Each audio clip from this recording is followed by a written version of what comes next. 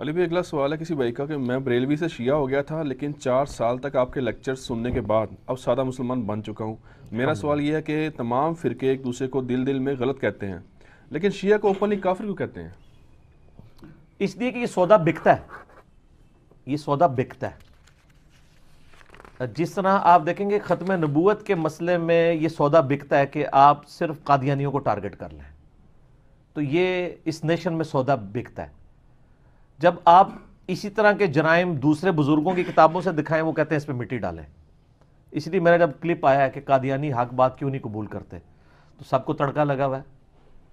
تڑکا یہ نہیں لگا ہوا کہ میں نے کوئی جھوٹا الزام لگایا، وہ کہتے ہیں یار آپ سے قادیانی پہ سوال ہوا تھا، آپ نے ہمارے بزرگوں کو بھی رگڑا ہے. بھائی اس لیے رگڑا ہے کہ اللہ کے بندو میں ایک پڑھا لکھا بندہ ہوں، میں ایک مقدمہ کھڑا کر رہا ہوں.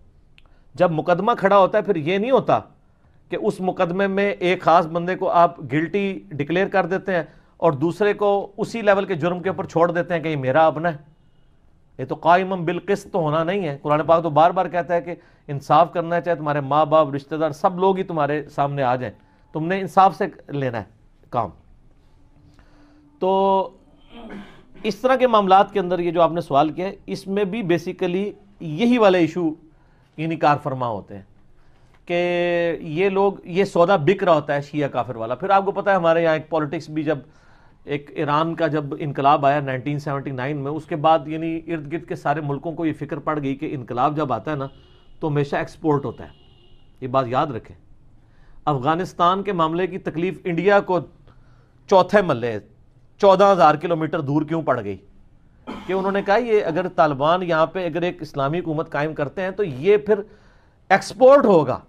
ان کو وہی نظر آ رہی تھی، عمر سیریز نظر آ رہی تھی کہ سر یہ پھر باؤنڈری سے باہر نکلتا ہے انقلاب. اس لیے وہ دیکھیں آگے بیٹھے ہوئے ہیں 19 سال سے لڑ رہے ہیں کہ ان کو نہیں، اور یہ ابھی بھی یہ کسی بھول میں ہے کہ اگر یہ جیسے ہی اسٹیبل ہوں گے پھر یہ ایکسپورٹ ہوگا باہر. اسی طریقے سے ایران میں جب انقلاب آیا نا تو یہاں پہ بھی لوگوں کو فکر پڑ گئی، سعودیہ کو فکر پڑ گئی کہ یہ تو ایکسپورٹ ہوگا پاکستان میں بھی دوسرے ملکوں میں بھی.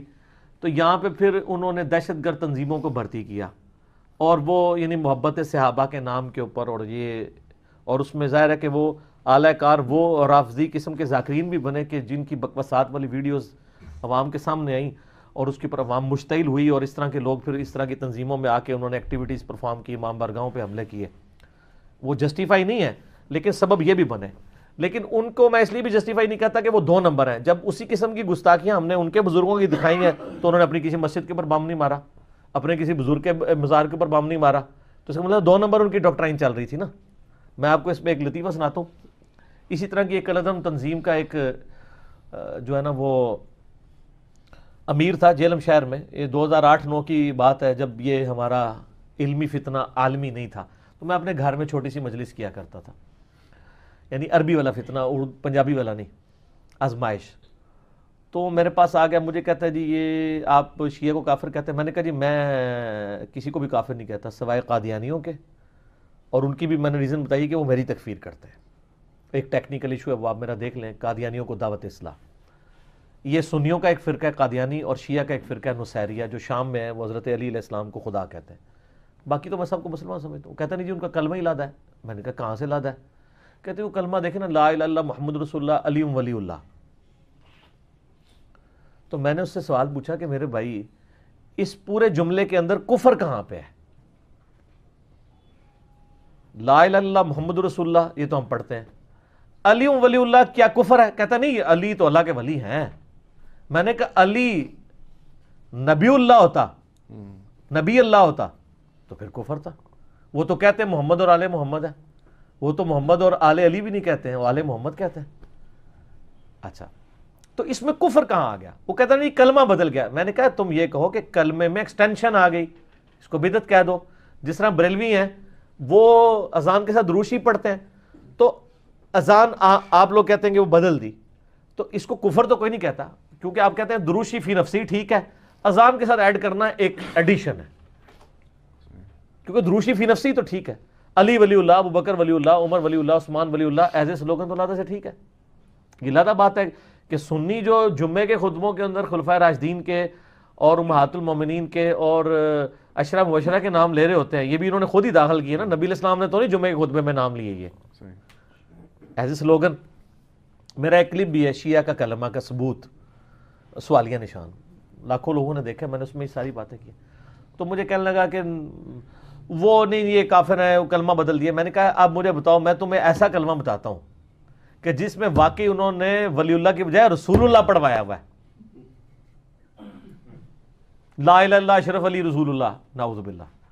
میں نے کہا یہ بتاؤ، کہتے ہیں اس کو چھوڑ دیں آپ. تو اس سے ہی پتہ چلی کہ یہ عشق صحابہ، عشق رسول 2 نمبر ہے. 2 نمبر بھی ویسے 2 نمبر کی توہین ہے. 2 نمبر بھی کہنا ہے گا یار 2 نمبر نہ کہ یہ 10 نمبر ہے. 2 نمبری بھی کسی بنیاد پہ ہو رہی ہوتی ہے، اس میں کوئی بندہ ڈسیو ہو جاتا ہے. یہ تو بالکل واضح ہے. تو اس طرح کے معاملات کرتے ہیں. تو یہ ایک چونکہ اس وقت ایک انٹرنیشنل پالیٹکس تھی، اس کی وجہ سے ایک ادھر سلسلہ شروع ہوا. پھر آپ بتائیں ٹائلٹس میں بھی چاکنگ شروع ہوئی. حالانکہ میں نے بتایا کہ یہ سارے قرآن پاک کے حروف تہجی ہیں. آپ شیعہ کافر کہہ رہے ہیں، آپ قادیانی کافر بھی ٹائلٹس کے اندر تو نہیں لکھ سکتے. قاف الف دال نون یا، یہ سارے قرآن کے حروف تہجی ہیں. کافر تو خود قرآن کا لفظ ہے، قل یا ایھا الکافرون.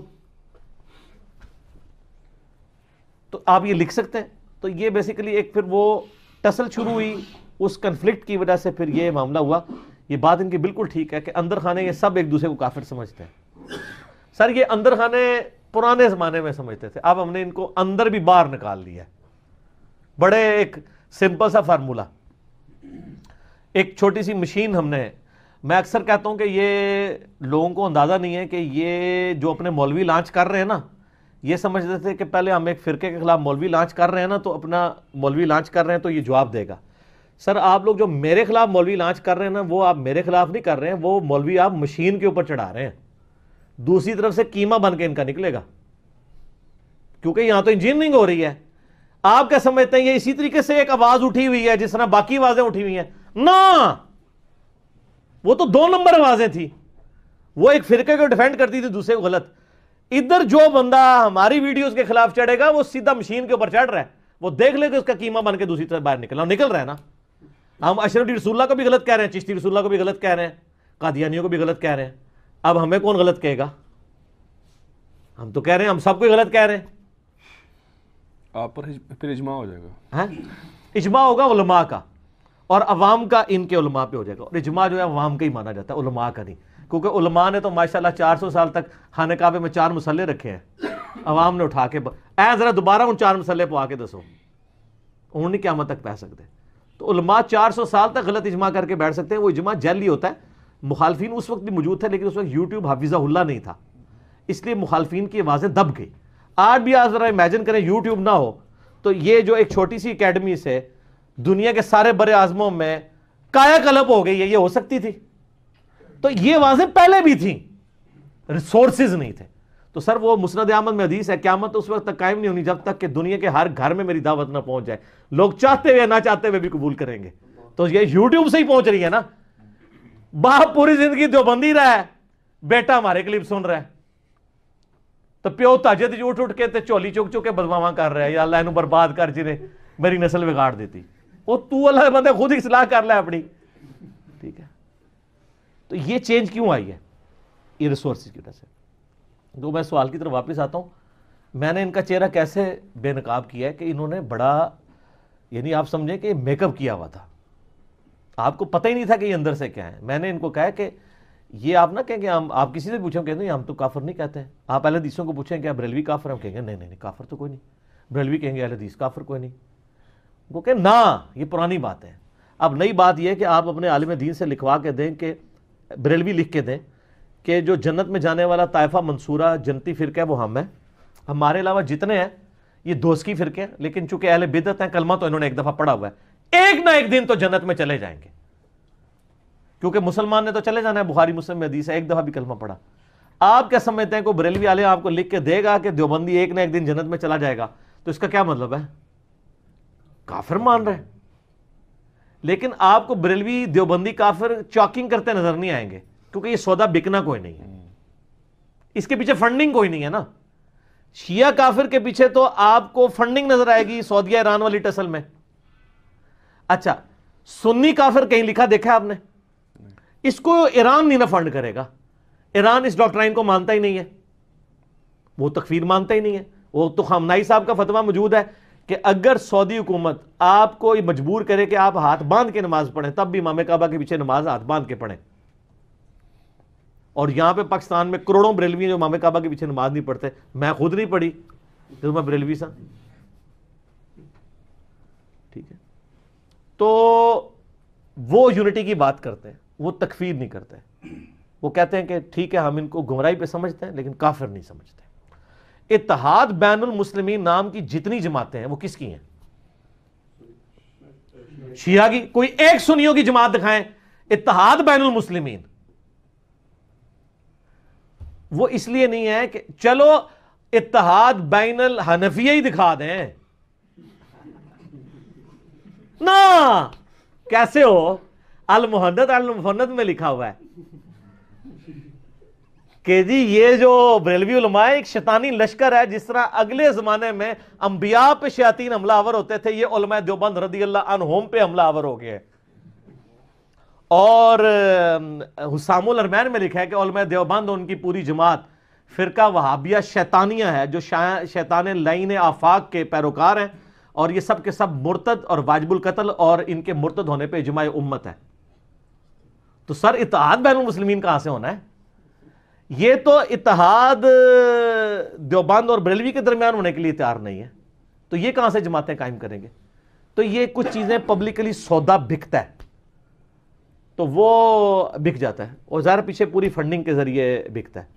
جس طرح اب آپ دیکھیں گے ایک زمانہ تھا اینٹی اسٹیٹ ایکٹیویٹیز والے لوگ پروموٹ ہوتے تھے, اور اب جو ہے وہ اینٹی اسٹیٹ ایکٹیویٹیز کے خلاف جو بولنے والے لوگ ہیں نا, انہوں نے تھوڑا سا سکھ کا سانس لیا ہوا ہے. تو ہم تو اس وقت رد الفساد اور ضرب عصب کے بعد بڑے خوش ہیں, ورنہ تو مطلب ہمارے لیے تو زندگی مشکل کی ہوئی تھی انہوں نے. دوسرے یعنی کو تو کہتے ہیں علمی اختلاف کرو, خود علمی اختلاف نہیں کرتے ہیں, یہ تو مطلب قتل کے فتوے جاری کر دیتے ہیں. تو وہ وقت کی بات ہے. تو یہ ایک فیشن تھا, یہ پرانے زمانے میں تھا, اب ختم ہو چکا ہے.